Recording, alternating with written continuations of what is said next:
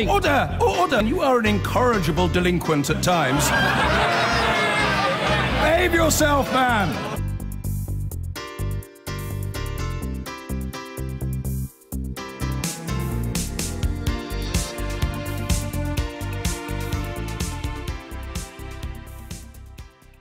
Michel Barnier for the European Union, David Davis for the UK. Thank you, Margaret. Merci, Margaritis. Bonjour à vous tous. Nous retrouvons ici les mêmes deux personnes réunies. Et je passe tout de suite au français.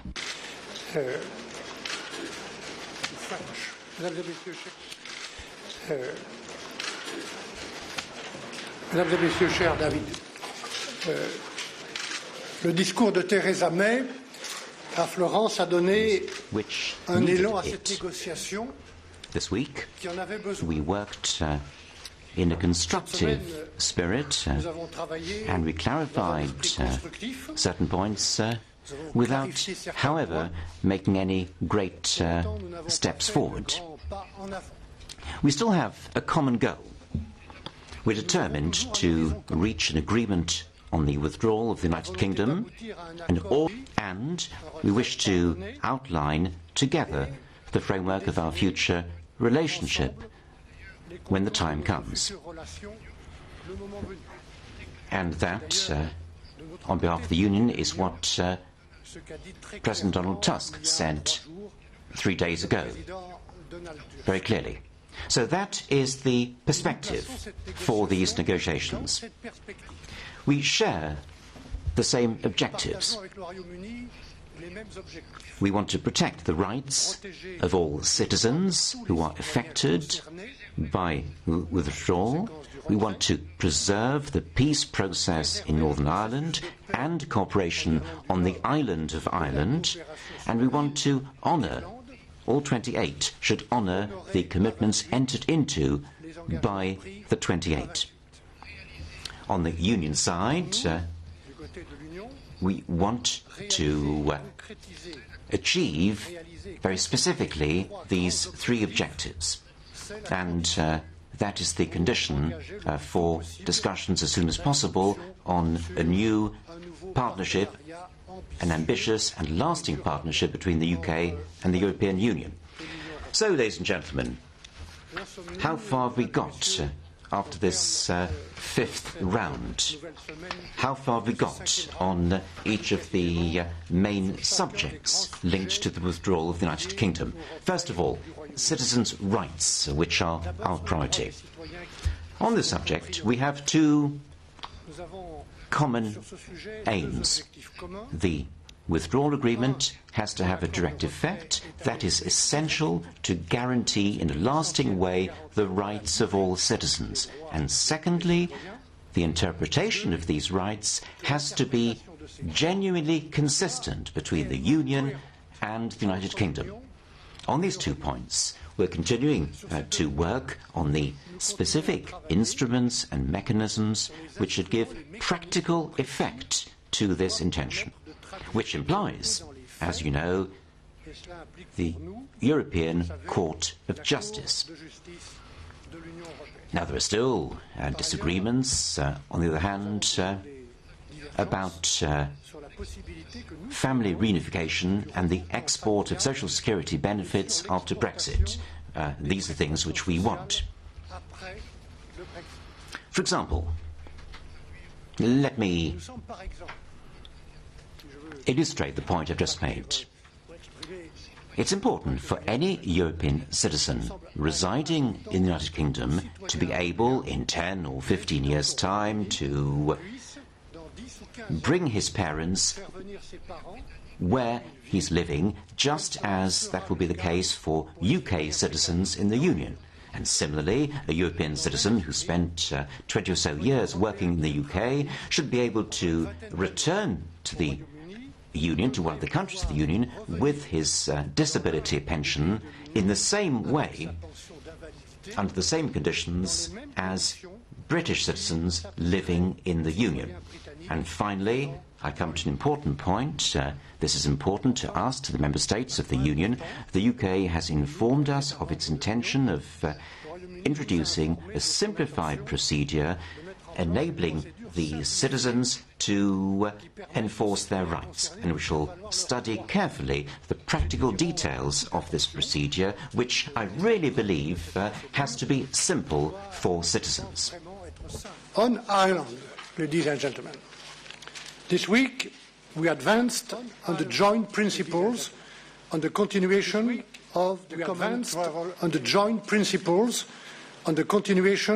of the common travel area, and I welcome this.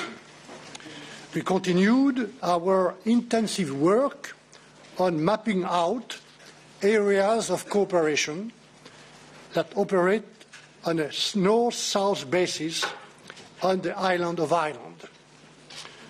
There is more work to do in order to build a full picture of the challenges to north-south cooperation resulting from the UK and therefore Northern Ireland leaving the EU legal framework.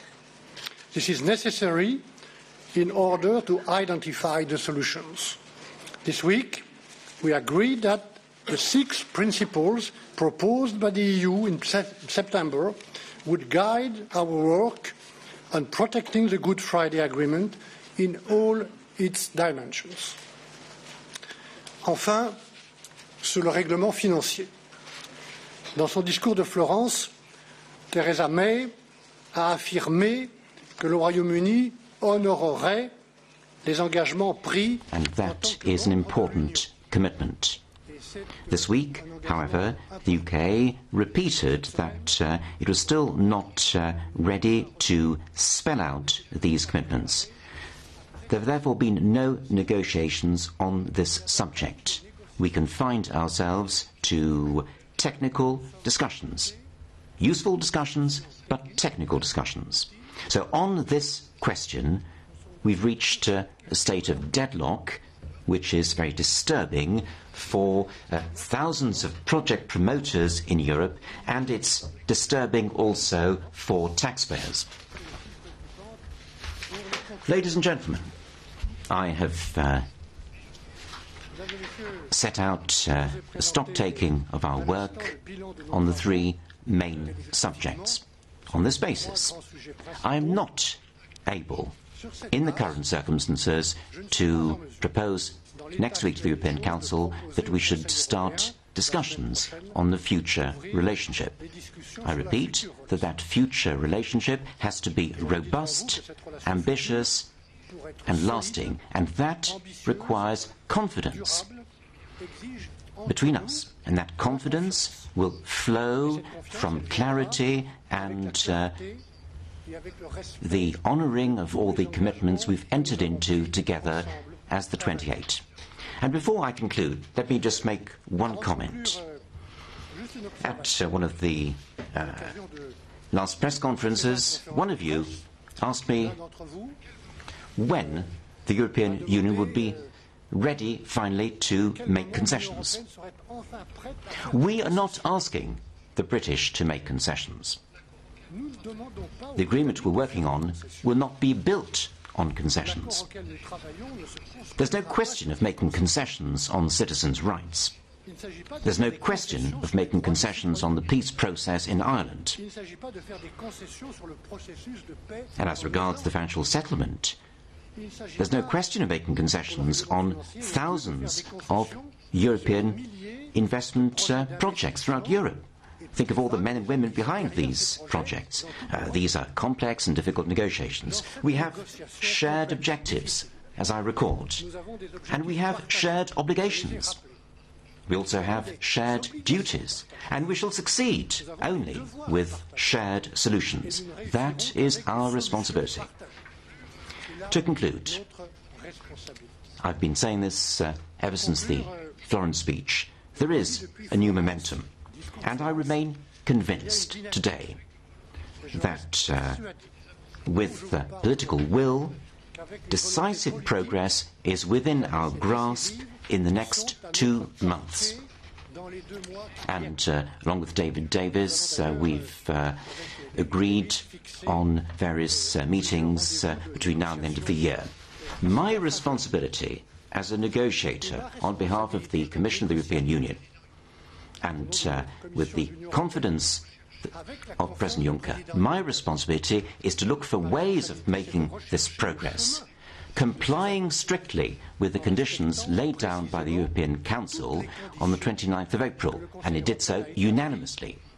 That is my mandate, and I shall abide scrupulously by that mandate. And I shall work in close conjunction with the European Parliament, which adopted a resolution by a huge majority on 2 occasions. So that's what I intend to say next week in the European Council. Thank you for your attention. Thank you, Michel. Ladies and gentlemen. Thank you, Michel. Ladies and gentlemen. At the last round of talks, we spoke of a new dynamic, and Michel has referred to that. And our negotiating teams have continued to work constructively together in a professional and determined manner this week. And they've developed, as Michel says, an increased sense of shared political objectives. Now, while there is still work to be done, much work to be done, we've come a long way. And it's important to recognise the significant progress we've made since June. Let me, as Michel did, take the issues in turn.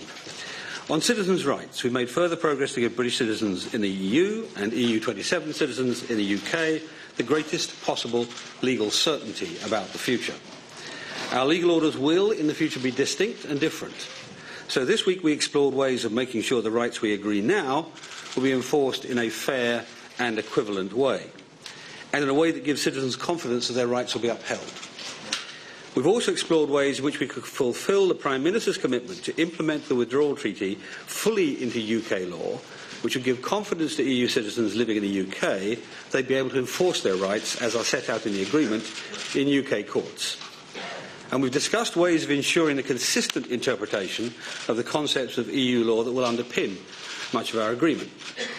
And while we have not yet arrived at a single model that achieves this, we've explored creative solutions and are confident we'll reach an agreement soon. We've also focused this week on the other remaining issues on which we've not yet arrived at a solution, and Michel referred to a few of them, but these are the right to bring in future family members, to export a range of benefits, to continue to enjoy the recognition of professional qualifications, to vote in local elections, to move within the 27 as a UK citizen, and to leave for a prolonged period and yet continue to enjoy a right to remain, a permanent right of residence on return. These issues are not easy, but we've approached them with a shared spirit of trying to find solutions, and both teams will now reflect further on that. We're taking a pragmatic approach, as demonstrated by our offer of a guaranteed right of return for settled citizens in the UK in return for onward movement rights for UK citizens currently living in the EU. We look forward to hearing the European Union's response to this. I want to highlight one particular productive area of our talks this week. And I recognise there has been some anxiety about EU citizens' rights to settled status in the United Kingdom. But today I can confirm that we want to reassure those European citizens living in the UK that their rights and status will be enshrined in UK law by the withdrawal agreement. And yes, there will be a registration process, but the administration process will be completely new. It will be streamlined, it will be low cost, and in addition to that, any EU citizen in the UK already in possession of a permanent residence card will be able to exchange it simply for settled status in a simple way. They'll not have to go through the full application process again. And to reassure those affected, I can confirm the tests associated with this process will be agreed and set out in our withdrawal agreement. We'll also make sure that citizens' rights of review of and redress for any errors will be quick, accessible and fair. I'll set out a position on ensuring citizens' rights, future rights, in a statement for the Commission, which they can share, a written statement, which they can share with the European Union 27. And as a result of our productive discussions, the Commission is also able to offer similar guarantees in return for those British citizens in the European Union. This is a very welcome clarification. It's built real confidence that the rights of EU citizens in the UK and British citizens in the European Union will continue to be accessible in the most straightforward way possible. In summary, I think that this week of talks has brought us even closer to a deal that gives citizens rights to the legal certainty that they deserve. I welcome the advances too that we've made on the discussions on Northern Ireland and Ireland. This week we developed the joint principles on the continuation of the common travel area.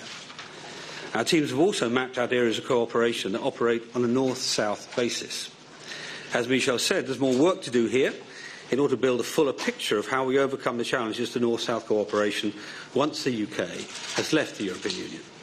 But I'm pleased to say we have made further progress here. We've also agreed, based on critical guiding principles which both sides recognise, we will start working on a common understanding on possible commitments and undertakings necessary to effectively protect the Good Friday Belfast Agreement in all its dimensions.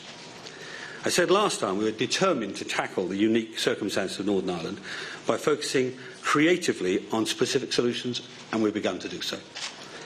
As the Prime Minister said in a statement to Parliament this week, we owe it to the people of Northern Ireland, and indeed to everyone on the island of Ireland, to get this right.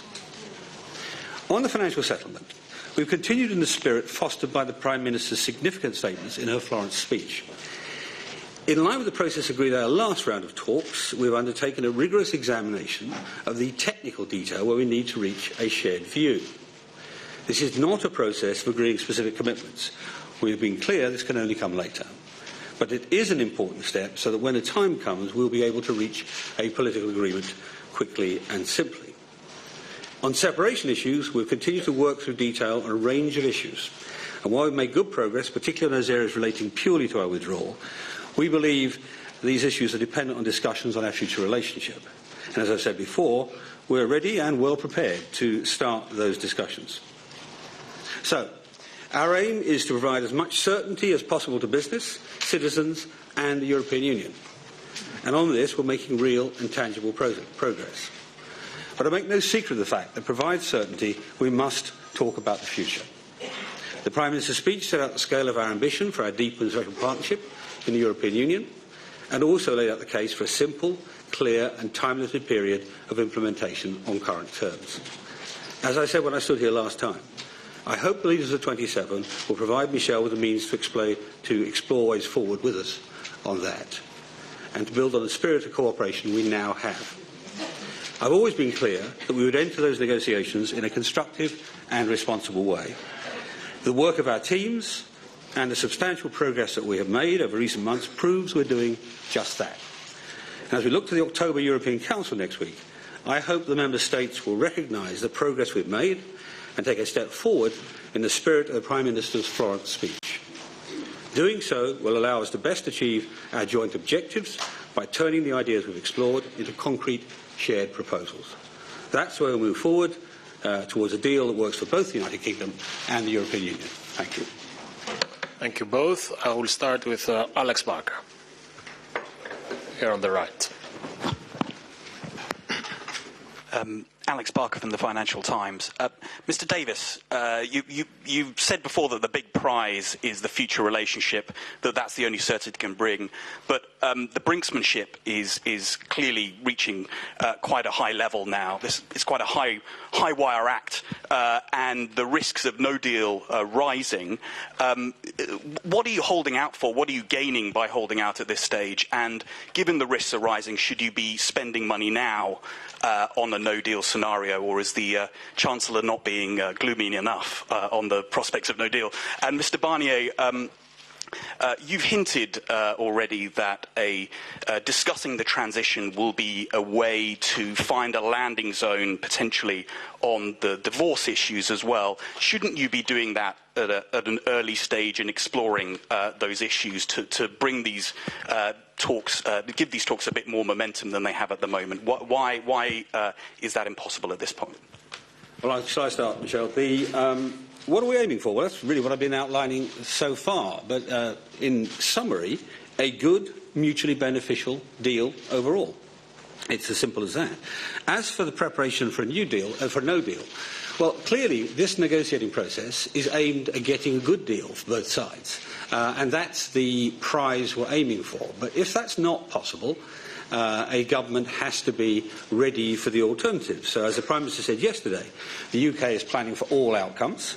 It's not what we seek, We want to see a good deal, but we're planning for everything. It's the duty of a responsible government to plan for all scenarios, however improbable, and that's what we're doing.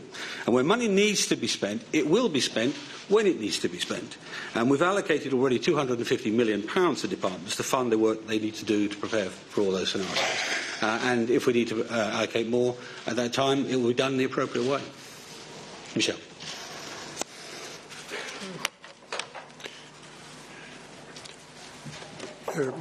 If I may, on the first point, the risk of a no deal. A no deal will be a very bad deal. Huh?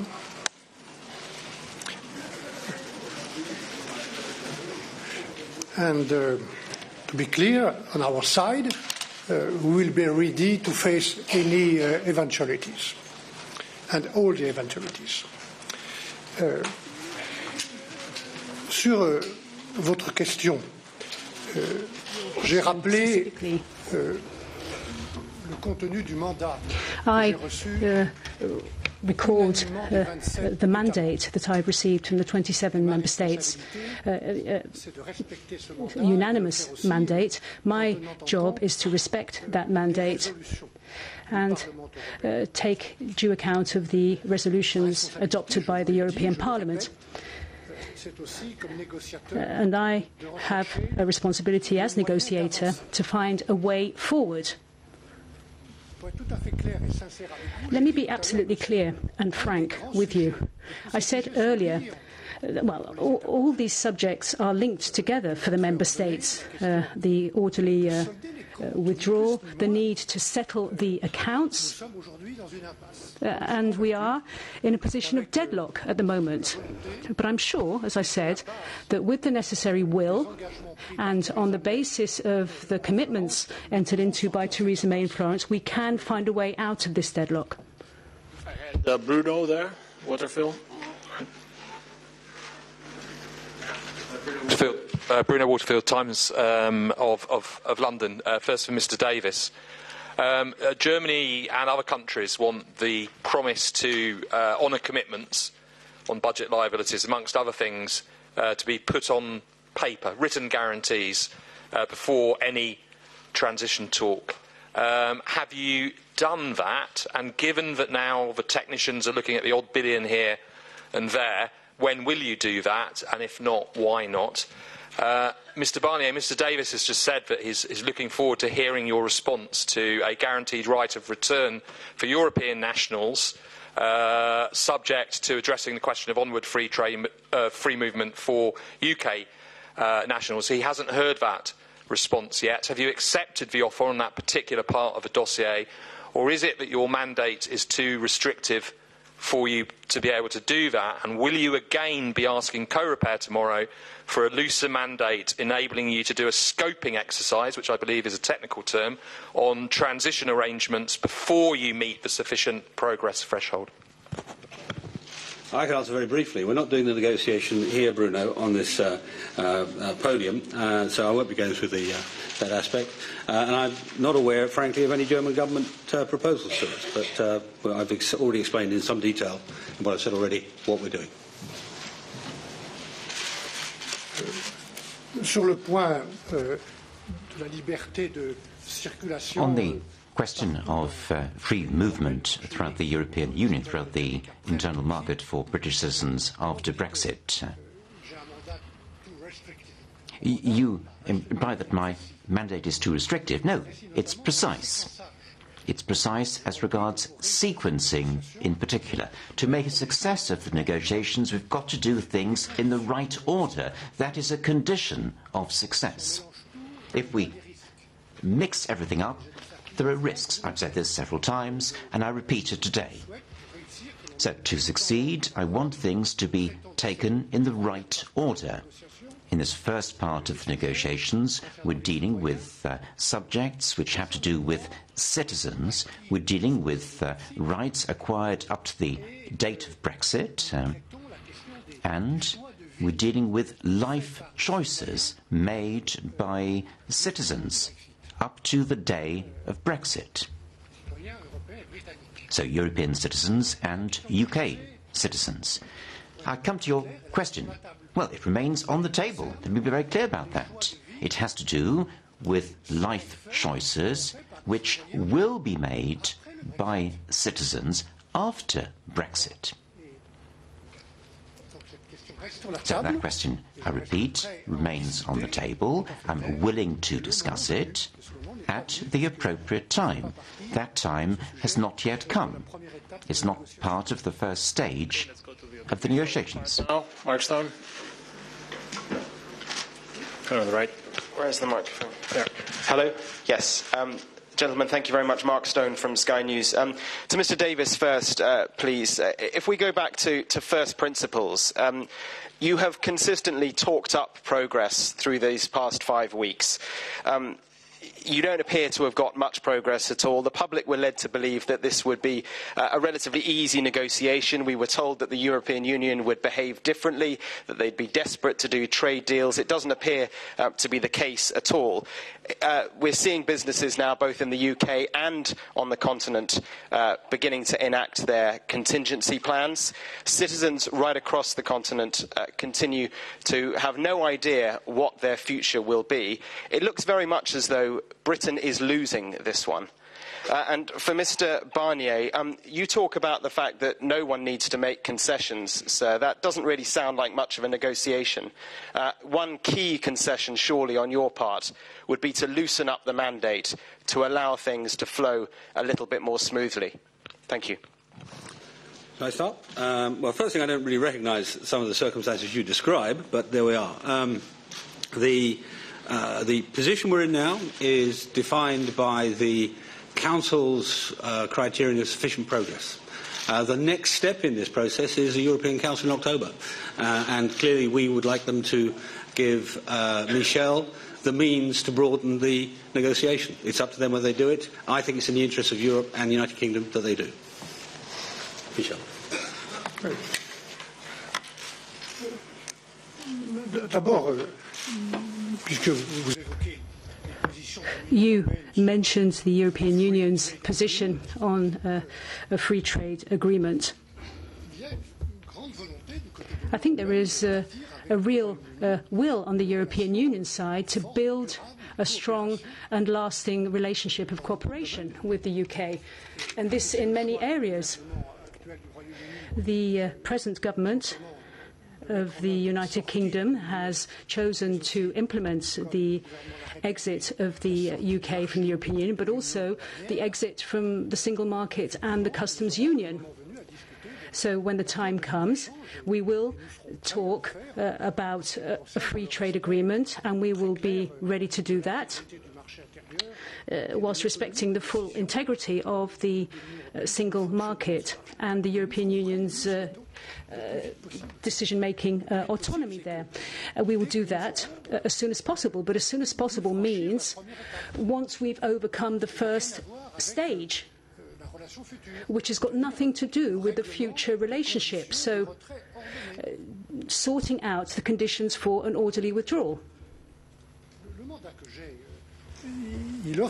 My mandate looks ahead to these different stages. So, slowly but surely, over the next few weeks, I will explore the way forward. If there is the necessary will, I will explore ways of getting out of this deadlock we find ourselves in on the financial issues, with a view to making sufficient progress by the next European Council. Unfortunately, we're not at that stage now. Chris Morris. Chris Morris, BBC News. You've both chosen to accentuate the positive where you can, but it's obvious that the hope and expectation was that progress would have moved a lot further by now, especially given the 2-year Article 50 timetable. Businesses are worried, citizens are worried. You both pride yourselves on being good negotiators. What are you doing that's so badly wrong? You want to start with this one?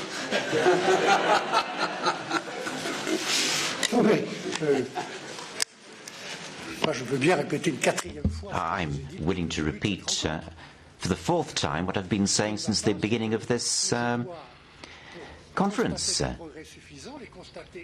We have to be able to note together that there is sufficient progress on citizens' rights. They are a priority. We've made a lot of progress, but we haven't yet made the necessary progress.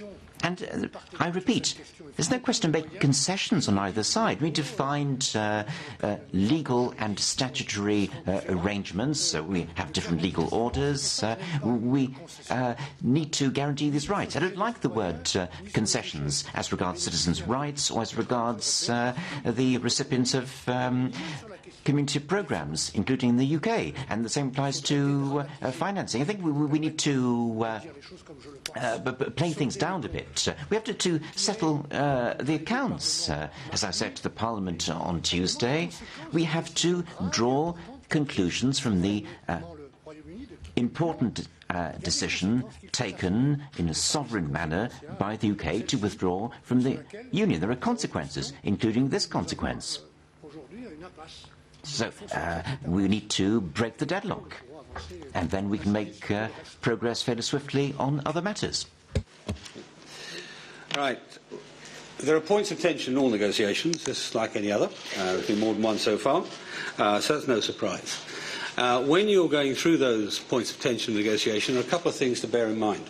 One is what's mutually beneficial to both sides, and keep an eye on that and forget some of the ripples along the way. And secondly, where the end result is going to land, not the individual stages. I hope they give Michel the means to progress what we're doing. Catherine, middle there. Catherine Pure, EU reporter. Secretary of State, you've talked a lot about the future relationship, but you've thrown on the table that you, at the outset, that you don't want to be part of the single market or in the... I mean,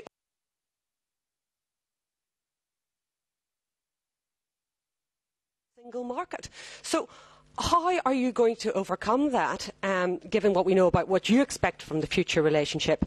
And also, people have asked about the benefits. You said that you don't see people, companies, being concerned about the situation. Well, I would ask you, Theresa May published an industrial strategy, or the beginnings of an industrial strategy for the UK. Can you name one company in one sector identified in that strategy that sees Brexit as anything other than a huge challenge? Thank you. Let me deal with the first off with the Northern Irish, the Good Friday Agreement, Irish and Northern Irish Agreement. Of course, it's based on some issues that were current at the time it was written, namely the single market and customs union membership.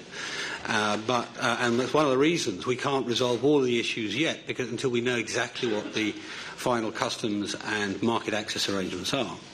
But when we do, we are convinced that we can get a solution which retains and underpins the Good Friday/Belfast Agreement. That is common to both sides in this negotiation. Both of us want to protect the peace agreement in Northern Ireland, and we will move heaven and earth to do so, and I think it's eminently possible. In broader terms, about the long-term industrial strategy and the long-term approach to the United Kingdom, clearly one of the things it will do is it will seek to make the most of its global trading arrangements. The European Union itself has said that 90% of world growth will come from outside the Union, and that is what we will be aiming ourselves at, and there will be many companies going from that. Thank you.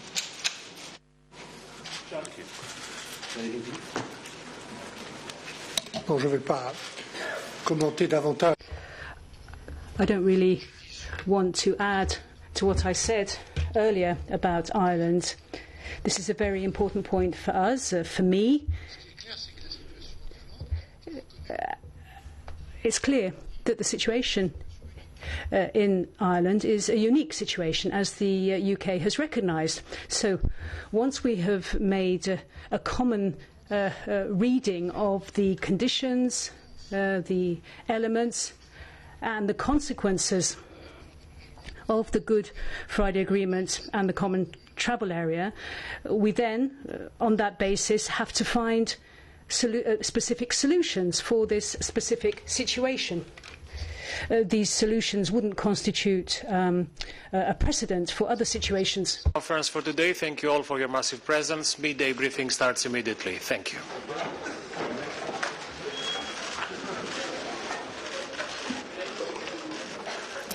Well, there we have it. Michel Barnier and David Davis giving the latest update on the 5th round of Brexit talks. Deadlock was their word, disturbing deadlock.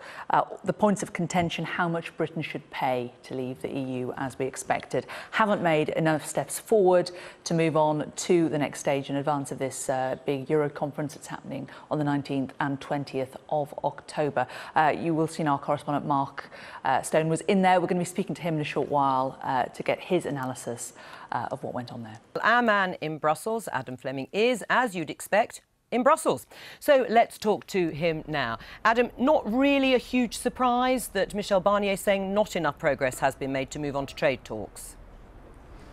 No, it's what people have been saying all week around these talks, the smoke signals that have been coming out of that building, that there's been a lot of progress in terms of the technicalities, looking at the detail of these various issues, but no great leaps, no breakthroughs, and nothing crucially that would allow Michel Barnier, the chief negotiator, to go to the summit of EU leaders next week and say that there has been the fabled sufficient progress that would mean this first phase of Brexit talks about Brexit-related, withdrawal-related issues could come to an end, and they could move on to the stuff about talking about the future and the trade deal and any kind of interim or transition period. When Michel Barnier started talking, he sounded very gloomy. It sounded really grim about how little agreement there had been on some big things. But then right at the end, he said, but you know what? I feel confident with a bit of political will, progress, the famous sufficient progress, could be made in the next couple of months in time for the next EU summit, which is on the 14th of December. So has December become the new October in terms of deadline then? Yeah, it really, really has, and for a number of things. First of all, there's just the technical progress of the talks that's happening at the moment, and hopefully I'll have a chance to run you through some of the technical details, because I know you'll want to hear them. But just in terms of the politics, yeah, so Michel Barnier, he needs the 27 remaining EU leaders to update his mandate so that he has permission to start talking about a transition deal or an implementation phase and start scoping out the shape of a future trade deal. He cannot do that at the moment because he's not been given the instructions to think about that stuff by his political masters. And equally, David Davis ended his statement with a direct appeal to the 27 leaders, saying, you've got your summit next week, give Michel Barnier that permission. Sort of suggesting, look, haven't we given you enough from the British side to show that we're negotiating in good faith and that we want a deal just as much as you, and that actually the logjam is not because the British aren't offering enough, the logjam is because of the structure of the talks. Adam Fleming in Brussels, thank you. Well, we're joined here in the studio by the former Cabinet Minister and leading Brexit supporter Ian Duncan-Smith. Welcome to the Daily Politics. We've had 5 rounds of negotiation and they've concluded that not enough progress has been made to get on to the trade talks. Why do you think it's going so badly? I don't actually think it is going badly. I think, to be quite frank with you, if we track back to the words not sufficient progress, the question is who makes the definition of what sufficient progress is. I think a lot of it is set around where Germany is at the moment. Mrs. Merkel and the Germans knew very well that their own election process wouldn't end until pretty much about now. Then there would be a formation of government time. I never actually anticipated that we would probably move on to the trade elements until towards the end of the year, and because they can't really play a full part at this point in the talks, and I think they really want to. So I think, talking to David Davis recently, he says that they've made quite a lot of progress on a whole load of issues. A lot of them are quite technical too. And I think that means, if you listen to Barnier at the end, what is going on here is he's saying, no, not sufficient progress, because he's not allowed to talk about any trade arrangement at this point. But he's also hinting that pretty soon they'll be able to get on to something. And I think that's pretty much where they are. So do you think reasonably positive about it. We are at a stage where actually the talks could move on? It's only because Michel Barnier has been straitjacketed by the remit that's been given to him by the heads of state. I think that's a quite odd interpretation of what I have just heard Michel Barnier, or Michel, as David Davis calls him, just saying. No? I think that we are in a situation where it is difficult, nevertheless, politically, to make progress, because there are some circumstances where, on the one hand, it is absolutely true that there is no proper German government right now, so there are the coalition discussions, but it is also true that from the European point of view, they look at the UK government and they are not quite sure where the government is. So there are all these discussions as to whether the Prime Minister is going to last until Christmas, or not. They don't really know whether what they have on the table is something that even some in the cabinet are going to respect or not. And it seems to me absolutely natural that things wait a little bit until everybody sorts themselves out, including the Prime Minister and the British government. Having said all that, I am surprised that all these preface, because we haven't even got into proper negotiations or even transition negotiations, I'm surprised about how long this is taking. I think that there is only one difficult issue there, which is Northern Ireland border. But everything else, I just don't know why we haven't made more progress, and I really think that we need more generosity and better proposals on all sides. On both really. sides. I mean, you actually did say during the referendum campaign, Ian Duncan-Smith, that it would be very easy to get a deal. It would be easy to get a fabulous deal, I think, is what you said. Do you think you were over-optimistic and misled people during that campaign? No, I don't. I actually do think that when they get down to it, they will actually do what is best for both sides, which is to get to some kind of trade arrangement, because, of course, it suits both sides to do that. They're so bound together that it really will suit them. Now, these things are going to go through all of these moments of ructions. Negotiations are always about that. I wouldn't over-interpret it. The one point I would say about this is that one of the problems that's in the way of this isn't just about the UK government, by the way. You have the Netherlands has only just now, after months, finally begun to look like they're forming a government. You've got Spain in total chaos. The Italian banks are in real trouble, and the Italian government looks like it's teetering. And you see they are the ones to blocking the progress. But the Germans also haven't yet formed their government. So it's all very well to say, you know, the UK government's position is not clear. Actually, amongst many of the European nations, there is quite a lot of instability. So I'm not surprised that at this particular point, they're not ready to progress to the next phase. But I think once they do, it's in everybody's interest, because Article 50, to make good progress once that happens. And I'm convinced that the reasons for doing it are there for both sides, and therefore I'm quite optimistic about it. Right, but do you still stand by what you said, that December is the new deadline, and if progress hasn't been made, then if the talks haven't moved on to trade, Britain should walk away? The two things I've said all along is until the Germans are back in the arena in full form. You said December should be the new deadline. That will not happen, and that was always going to be around about November. So, first, second. The second thing is the UK quite rightly has to make preparations for having no arrangement and going to the World Trade Organization. There's two things about this. You're not, by the way, when you do that, all just planning for WTO. The reality is you have to make a lot of these changes anyway. So that investment needs to take place. It won't be wasted. It's certainly necessary. But is December the deadline for that? That's when you think the team should say au revoir. We've already been told they're already investing, and they're going to go on investing in those changes. And so in that sense, it's already begun. Right. So December would be the time that David Davis should say we're going to go on our own. Well, if we don't get to the point where we're actually going to discuss a free trade arrangement by the end of the year, then it becomes very apparent that the European Union isn't prepared to do so. And so we have to say simply, well, we must make other arrangements. Right. Just before we move on, I mean, is this just about the money? I mean, isn't it really a rather narrow sort of ideal from Michel Barnier to say, we just want more money out of you? No, I don't think that it is just about the money. And if I could come back a little bit to the previous discussion, I do realise that there are problems in many European countries, but I don't think that there is any single country where there is the Prime Minister who doesn't control the Parliament, doesn't control her own political party, and doesn't control even her cabinet. So that creates an additional difficulty. I think that it is not only the money. The money is the easiest part of this negotiation. The money negotiation goes something like 6, 4, 5, 5.5, you go to the middle point and you all both move in a certain direction. Some of the technical discussions and the things that we want to do, like Northern Ireland, is really very difficult. And we don't have, not only we don't have an agreement on that, now the Prime Minister has put on the table a transition deal, which is a really complicated new agreement, rather than simply extending Article 50, which was the easy thing to do. Brinkmanship or genuine frustration? Whichever it was, there was no doubting the downbeat assessment of the state of the Brexit talks by the EU's chief negotiator. Michel Barnier said there remains a disturbing deadlock over how much the UK is prepared to pay when it leaves the EU. He said as a result, he can't recommend to EU leaders next week that trade talks begin. Brexit Secretary David Davis, however, talked of the significant progress that has been made. Our political editor Laura Koonsberg report contains some flash photography. She wasn't there to help. Where are you from? Sheffield. EU Supergirl, an anti-Brexit campaigner, had slinked her way into the press conference today. But listening to the EU chief negotiator, It will need a real superhero to get this crucial deal moving.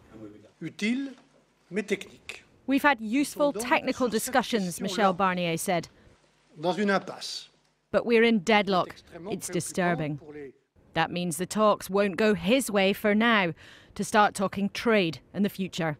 The position we're in now is defined by the Council's criterion of sufficient progress. The next step in this process is the European Council in October. And clearly we would like them to give Michel the means to broaden the negotiation. It's up to them whether they do it. I think it's in the interest of Europe and the United Kingdom that they do. Listen carefully, though. Ma responsabilité, c'est de rechercher le chemin. It was not all doom. A promise to find a way. For now, though, the talks are stuck.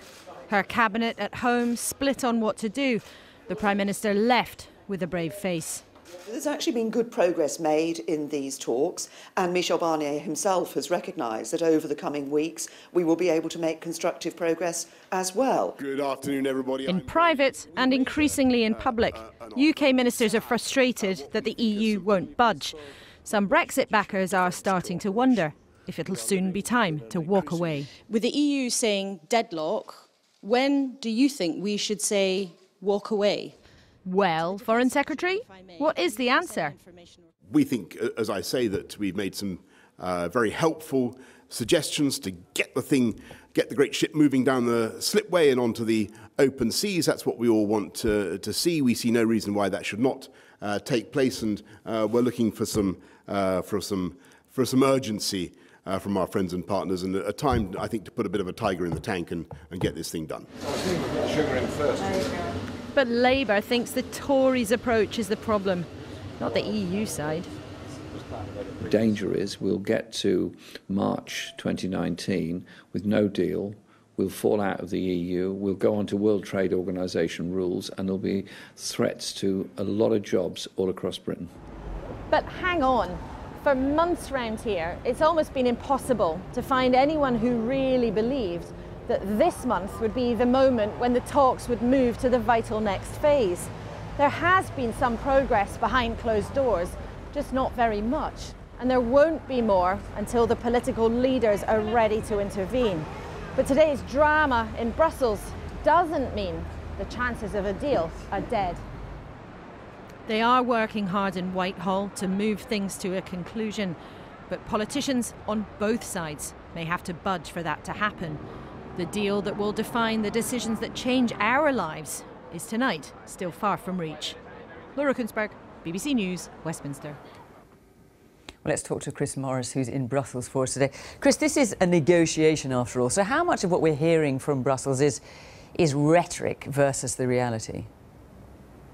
You know, Fiona, a lot of the talk about deadlock comes down to just one sentence in Theresa May's Florence speech, when she said the UK would honour the financial commitments it's made as a member of the EU.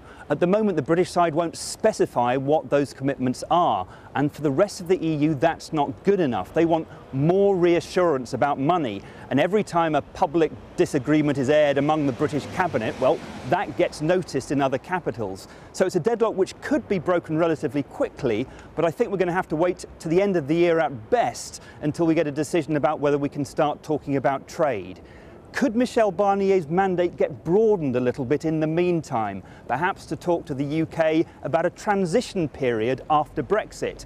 Well, the signals I've been getting today is at the moment that looks unlikely, but my understanding is that a draft copy of conclusions for next week's EU summit suggests that the other 27 countries may be asked to begin formal consultations among themselves about what that transition period could look like. Fiona. Chris Morris in Brussels, thank you. Brexit talks are in a very disturbing state of deadlock. That's according to the EU's chief negotiator. Michel Barnier said today no decisive progress been made on the divorce bill Britain is expected to pay. And he warned that means that no talks can be held on future trade. From Brussels, here's our Europe editor, James Mates. How these talks could use a superhero to get them moving again. Sadly, the only one available today, a children's illustrator from Sheffield calling herself an anti-Brexit supergirl, was quickly hustled out by security before the two not-so-super negotiators could tell the waiting press that not much had changed. In fact, worse than that, the EU's Michel Barnier used two D words, deadlocked and disturbing, to describe where they are on talks about money. So on this question, we've reached a state of deadlock, which is very disturbing for thousands of project promoters in Europe, and it's disturbing also for taxpayers. Which leaves David Davis and Theresa May at next week's European summit having to ask the rest of the EU to let Monsieur Barnier off the leash, to give him the go-ahead to talk about trade and the future. Next step in this process is the European Council in October. And clearly we would like them to give Michel the means to broaden the negotiation. It's up to them whether they do it. I think it's in the interest of Europe and the United Kingdom that they do. But what leverage does Britain have? Not much beyond the threat to walk away with no deal. A threat most politicians on the continent reject on the grounds that it will be a massive act of self-harm. Threatening to shoot yourself in your own foot, which is also bad for your neighbors who want you to do well and who would also suffer as a result, I don't think that's a terribly good idea. A view shared by Michel Barnier. No deal will be a very bad deal. Huh? To be clear, on our side, we will be ready to face any eventualities and all the eventualities. It was not all doom and gloom. They're still holding out the prospect of decisive progress in the next 2 months. But 6 months after Article 50 was triggered, there is not much so far to show for it. James is joining us now live from Brussels. Now, James, the Foreign Secretary Boris Johnson is calling for more urgency from the EU. He says it's time, there's a quote here, to get some tiger in their tank. So where is all of this heading?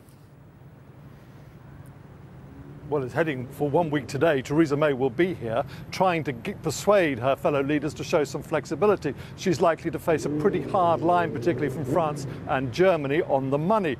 She promised in Florence Britain would fulfil its financial commitments, but UK negotiators here still won't say what they consider to have been commitments. And hanging over all that is this threat to walk away with no deal. Now, the British government's done its own research about what that would mean for the UK economy. Interestingly, they won't tell us what the results of that research were, but other governments will have done their own assessments. Today, a major Dutch institution produced figures saying that, yes, a no-deal Brexit would cost the EU economy 2% of GDP, but the UK economy 18% of GDP over a decade or so.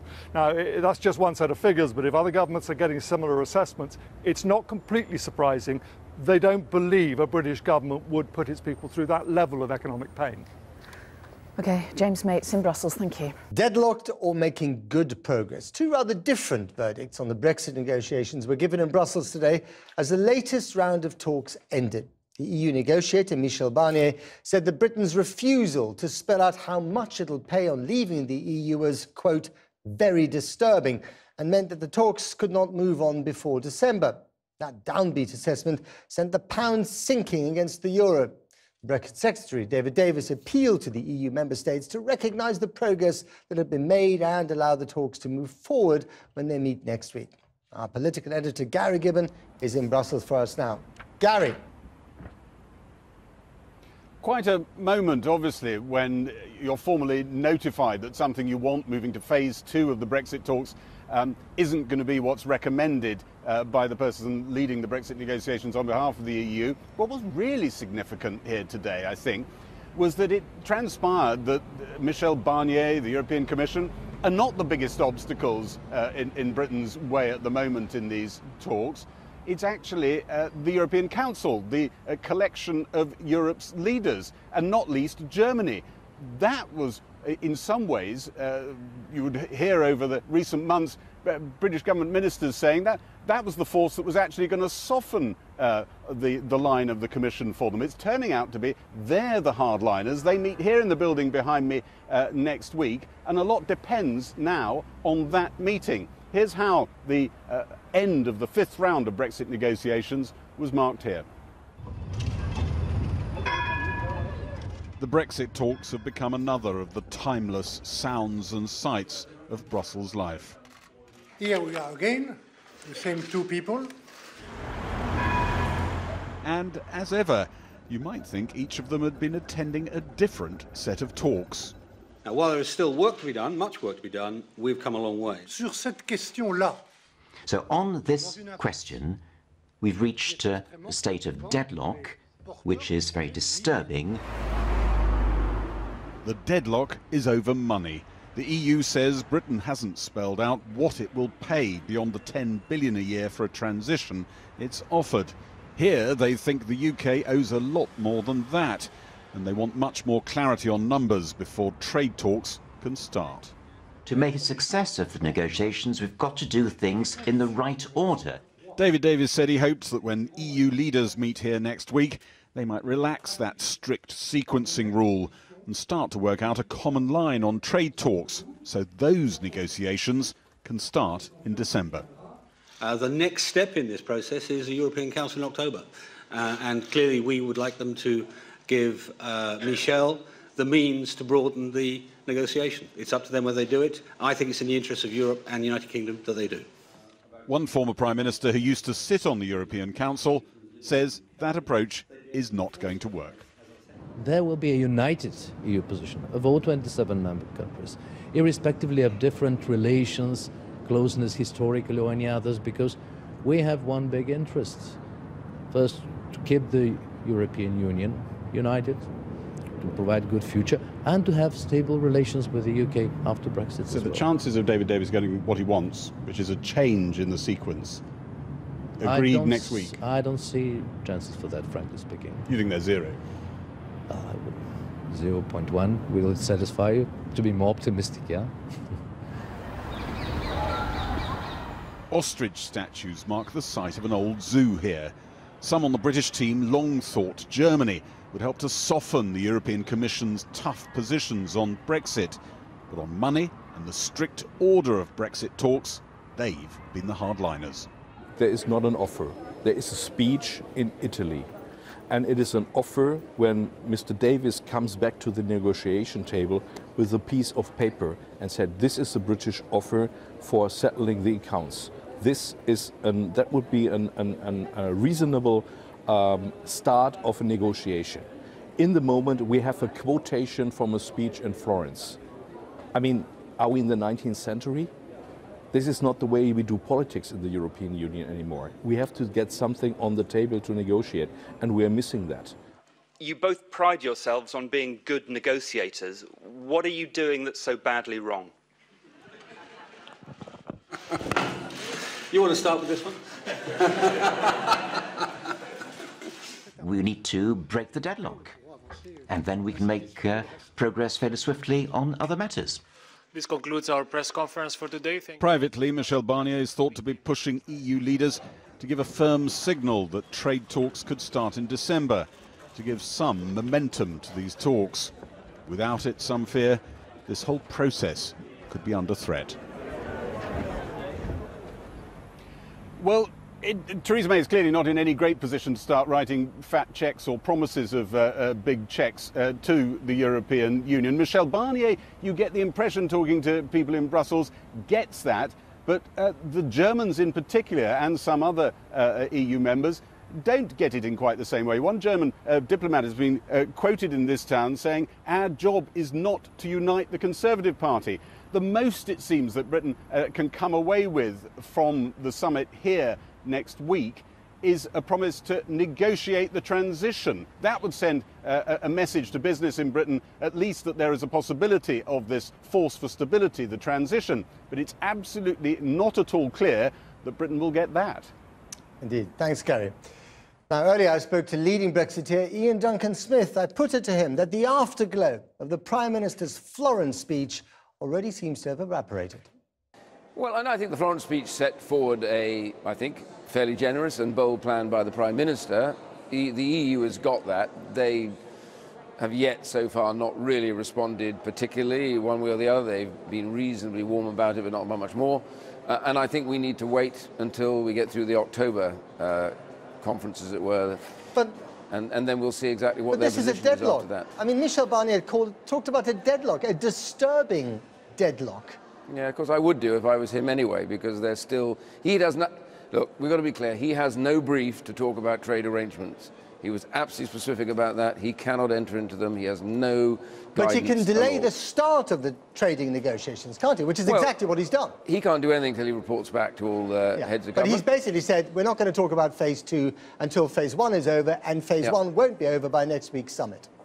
Well, that's what he said. So if that's what their view is, that's fine. But after the summit, they've got to make a decision about whether they get into trade arrangements. And he did say something at the end of his statement, which didn't go unnoticed.